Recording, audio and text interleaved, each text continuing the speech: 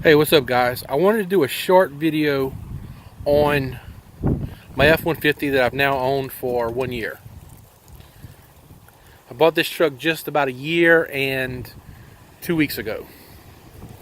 I traded in a 2014 of basically the same truck on this one, and I wasn't looking to get a new truck. I was completely happy with my older truck with one exception. And it's a long story, but I ended up back at the dealership after my dad had bought a truck a few days after, just to return something. And the salesman, he said, let's see about getting you a truck. I said, well, I'm not really interested in buying you. And he's like, well, you want to see what we can do? And I fell for it, no doubt about it.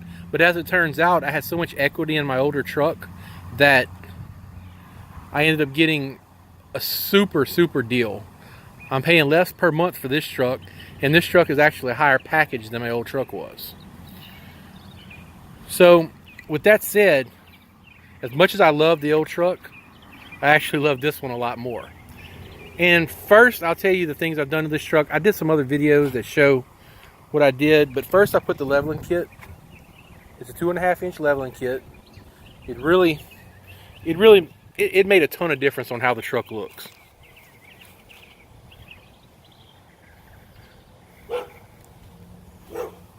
Next, I installed the rear wheel well liners. These, again, when you black out the color underneath there and it helps contrast with the color of the truck. I mean, I really like the way that looks. I tinted the windows, well, the driver's window and the passenger window. And I added a hard bed cover, which I have the bed cover because I use the truck for work. And I need to keep some of my equipment safe and dry.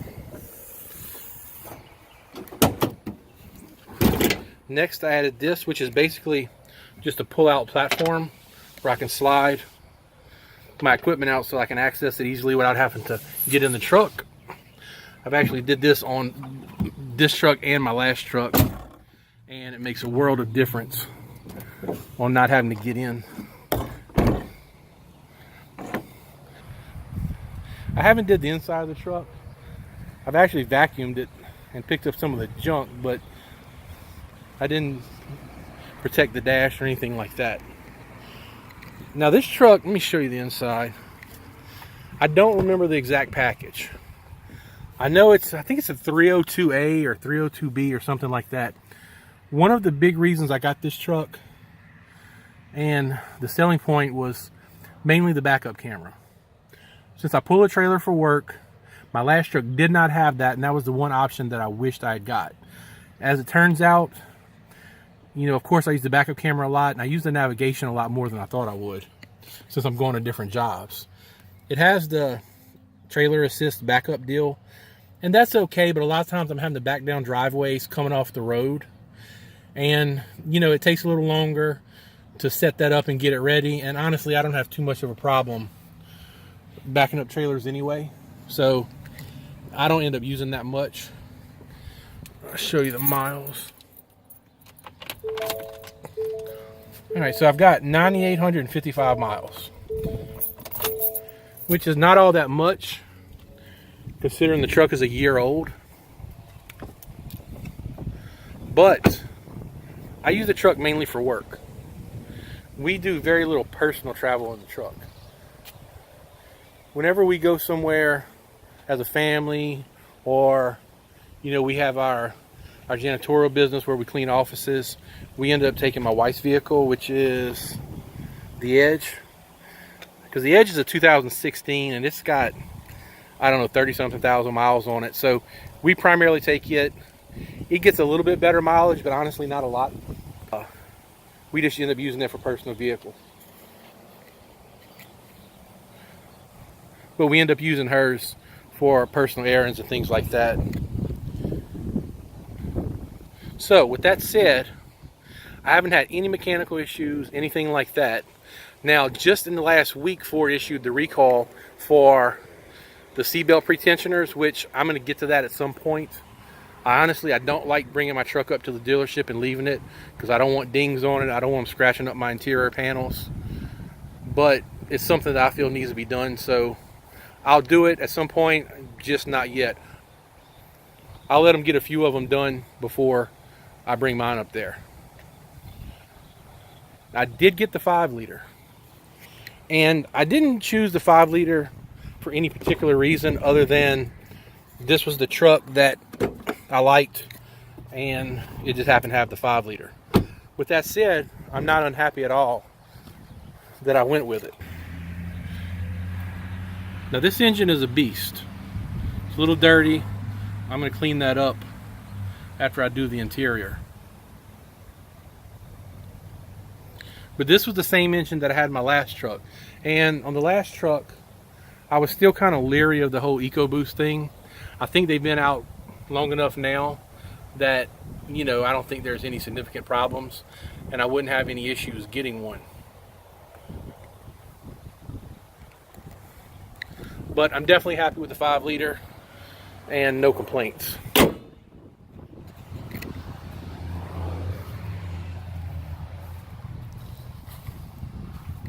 Now, one of the things I don't think I mentioned it earlier is I did put a glass pack on here. My son actually had cut the glass pack off of his truck to go with a straight pipe. So he said, hey, if you want the glass pack, take it. And that is one of the things that I'm definitely happy about. I'll do a quick start and let you hear it.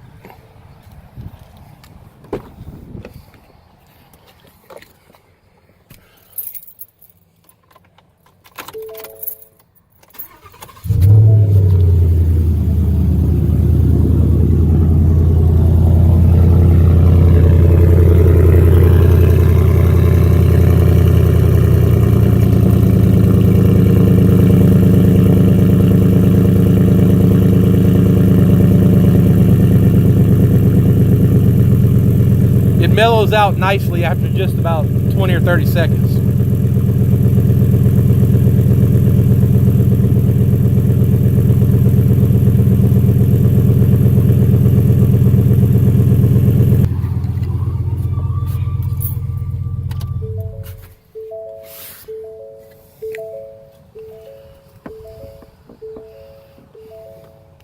If you wonder about the toilet paper here, it's not what you think.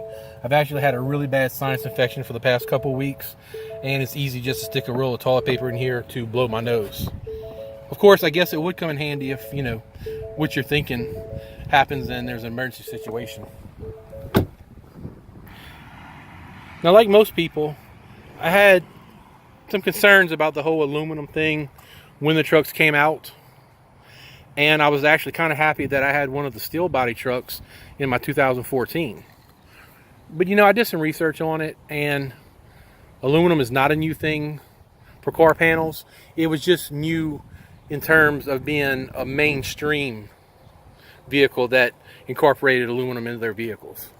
And after talking, you know, I know a good friend that owns a body shop, and he had a lot of concerns about it too. But after looking at, you know, the facts, I have absolutely no issues with aluminum. And honestly, aluminum is here to stay. You know, with Ford and GM both using aluminum, it's not going to be long before Chrysler probably follows suit and some other manufacturers. So it's not going anywhere. And the trucks that they've been out now for since the end of 2014. And there's just no issues with corrosion or anything like that. So I don't have any problems with it. And I wouldn't have any problems getting another vehicle that had an aluminum body.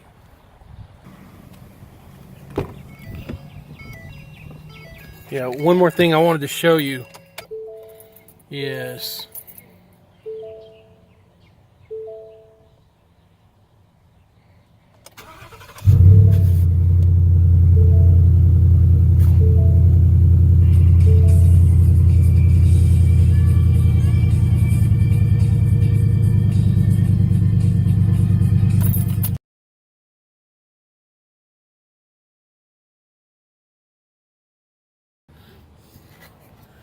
now, let's move on to the biggest complaint about this truck. And while it seems very minor, this drove me nuts. And it is the position of the seat adjustment knobs. For the first couple months that I owned the truck, every time I got back into the truck, the seat was moved. Not front and back right here, but the recline. It was always reclined back, and it was driving me nuts. So I really thought I had a defective seat. So I went and did a little research online, and I found out that I was definitely not the only one who was experiencing that. And some people claimed that it was happening to them. Other people said that they were hitting the knobs right here when they got out of the truck. And they really said they weren't. So, there wasn't a definitive answer. Well, what I did is I went and I pulled the fuse on the seat adjustment. And guess what? The seat no longer moved. And I figured out what it was doing is when you get out, if your legs hit right here, they push down and it reclines the seat back. And this truck is identical to my dad's truck, and he wasn't having that issue, so he wasn't hitting it. And I didn't think I was either. But almost every time I got out, I was checking, and it didn't look like I was hitting it, but I was. So it doesn't take much pressure to hit that and cause it to move. So once I got the seat in the position that I wanted, I pulled the fuse. It hasn't been an issue in 10 months now, so I'm good with that. But really, that's the only complaint that I've had about the truck. Other than that, it rides good, it drives good, the mileage is pretty decent.